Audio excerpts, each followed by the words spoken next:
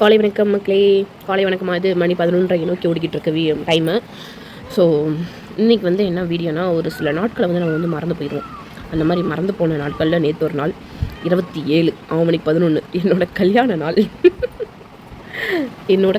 நாள். கல்யாணம் ஆகி 10 வருஷம் முழுசாக முடிஞ்சு 30 56 60 600 3600 நாட்கள் அப்படின்னு நினைக்கிறேன். தெரியல, கணக்கு போட்டுக்கோங்க. 10 வருஷம் முழுசாக முடிஞ்சிச்சு. இந்த 3600 நாட்கள் சொச்சத்தை சில நாட்கள் மட்டுமே நான் வந்து சந்தோஷமாக இருந்திருப்பேன், ரொம்ப சந்தோஷமாக இருந்திருப்பேன். அதில் சில விஷயங்கள் நான் வந்து உங்க கூட ஷேர் பண்ணணும்னு நினைக்கிறேன். எப்போ அப்படின்னா, நாங்கள் இப்போ ரீசெண்டாக எங்கள் அப்பா இறந்ததுக்கப்புறம் நான் வந்து கோயிலுக்கு போயிருந்தேன் சாமி கும்பிட்றதுக்கு. சாமியெலாம் கும்பிட்டு தலைமுறைக்கிட்டு சாமி கும்பிட்டு மனசில் ஒரு சந்தோஷத்தோடு எங்கள் அப்பா வந்து நல்லபடியாக அடக்கம் பண்ணிட்டேன் அப்படின்னு ஒரு சந்தோஷத்தோடு வெளியே வந்தேன். வெளியே வந்தோடனே மாமா வந்துட்டு எப்பயும் பூ வாங்கி தர மாட்டாங்க, இந்த பூ வாங்கிக்கோ அப்படின்னு சொல்லிட்டு வாங்கி கொடுத்து தள்ள வச்சு விட்டாங்க. அதாவது போன காரியம் வந்து எங்கள் அப்பா இறந்ததுக்கு, ஆனால் நான் அங்கே எனக்கு வந்து அந்த ஒரு சந்தோஷம் கிடைச்சிது. எல்லோ கலரில் அது பூ வச்சு அந்த வீடியோ நான் இங்கே ஃபோட்டோ போடுறேன் பாருங்கள். அப்புறம் இப்போ ரீசெண்டாக இதெல்லாமே நான் சொல்கிறது இந்த ரீசெண்ட் டேஸில் நடந்த விஷயங்கள். இப்போ ரீசெண்டாக நான் ஒரு வீடியோ சொல்லியிருப்பேன், ஒருத்தருக்கு உடம்பு சரியில்லை, என் பொண்டாட்டிக்காக நான் யார் காலில் விழவும் தயார், யார்கிட்ட செருப்படுத்திங்கவும் தயார், உனக்கு ஓகேனா நீ போயிட்டு வா அப்படின்னு சொல்ல அந்த நல்ல மனசு இருக்க என் புருஷன். அது ஒரு விஷயம். இப்போ கேட்டாலும் அவர் சொல்கிற ஒரு விஷயங்கள் நான் பக்கத்துலாம் பார்க்குறேன்.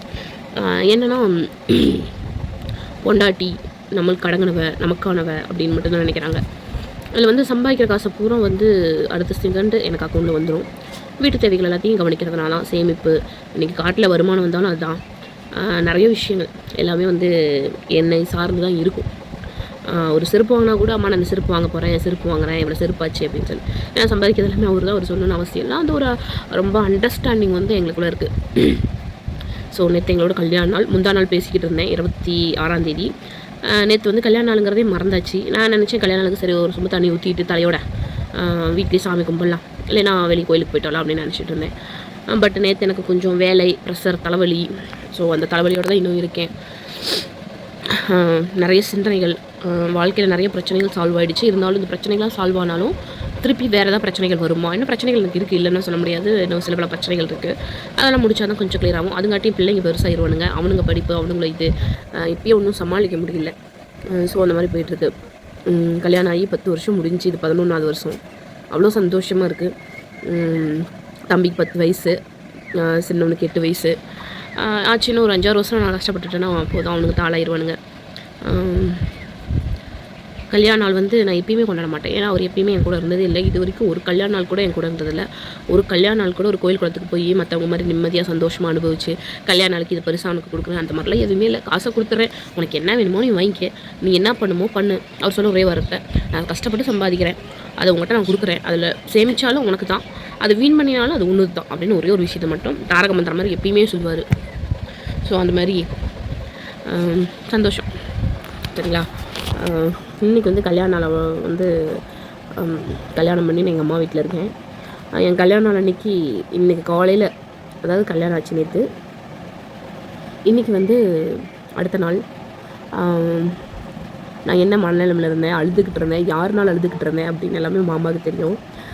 ஒரு பொண்ணை வந்து இவ்வளோ தான், ஒரு கல்யாணம் பண்ணி மெக்கா நாள் இவ்வளோ தான் பேசணும்னு இல்லாமல் பேசுனாங்க என்னைய. அப்போ ஆரம்பிச்சு எனக்கு தலைவலி. இந்த 10 ஆண்டு காலமும் ஸ்ட்ரகிள், கஷ்டம், கவலை, கண்ணீர், இதுதான். ஸோ இப்போ நான் வந்து எனக்கு எந்த பிரச்சனையும் இல்லை. யார் சைடில் எந்த பிரச்சனை, அம்மா சைடோ மாமியார் சைடோ யார் சைட்லேருந்து எனக்கு எந்த பிரச்சனையும் இல்லை, ப்ராப்ளம் இல்லை. எல்லாமே கார்டுலேருந்து காசு பணத்துலேருந்து எல்லாமே கைக்குள்ளே வந்துருச்சு. ஆனால் எனக்கு என்னவோ எல்லாத்தையும் இழந்த மாதிரி ஒரு கவலை. இதை வந்து நான் வந்து கஷ்டப்படும் போது எங்கள் அம்மா, எங்கள் நைனா எல்லாருமே வந்து கூட இருந்தாங்க. இன்றைக்கி நான் சந்தோஷமாக இருக்கேன், அந்த சந்தோஷத்தை அவங்க கூட ஷேர் பண்ணுறதுக்கு அவங்க இல்லை. ஸோ இப்போ ரீசெண்டாக வந்து எந்த நாளையுமே இந்த கோகுலட்சுமி கூட நான் எதுவுமே செய்யலை. வீட்டில் வீடு கழுவில், சுத்தம் பண்ணலை, எதுவுமே பண்ணலை. ஏன் அப்படின்னா, எனக்கு இந்த வருஷத்துலேயே எங்கள் அப்பா இருந்தாங்க, எங்கள் மாமனார் இருந்தாங்க, எங்கள் அம்மா இருந்தாங்க.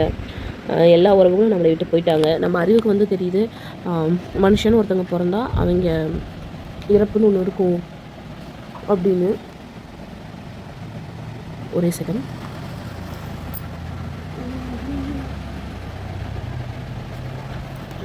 மனுஷங்கன்னு இருந்தால் இறப்புன்னு ஒன்று இருக்கும்.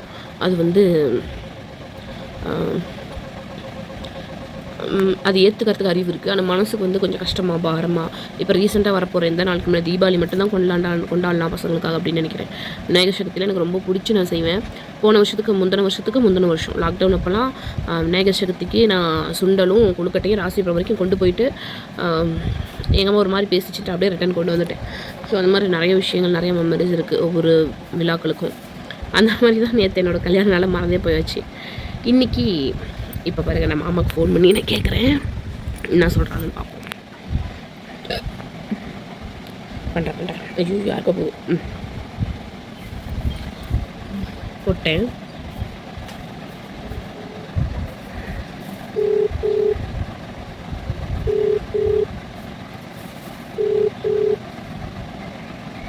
வண்டி ஓட்டிகிட்டு இருந்தால் எடுக்க மாட்டாங்க. கட் பண்ணால் அது திருப்பி கூப்பிடுவாங்க. ஹலோ, ஏம்மா நேற்று கல்யாண நாளுமா? ஆமாம், கல்யாண நாள் முடிஞ்சு போச்சு.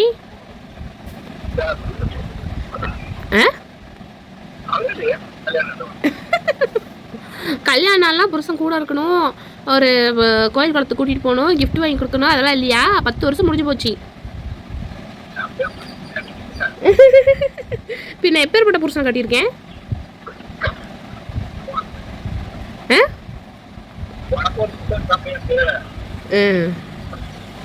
10 வருஷம் ஓடி போச்சு. 3600 நாள் ஓடி போச்சு உங்க கூட. 3600 நாள். இன்னைக்கு கல்யாணம் பண்ணி மைக்கா நாள் காலையில பூத்து அழுதுகிட்டு இருக்கேன். ஓடிட்டு ஞாபகம் இருக்கா?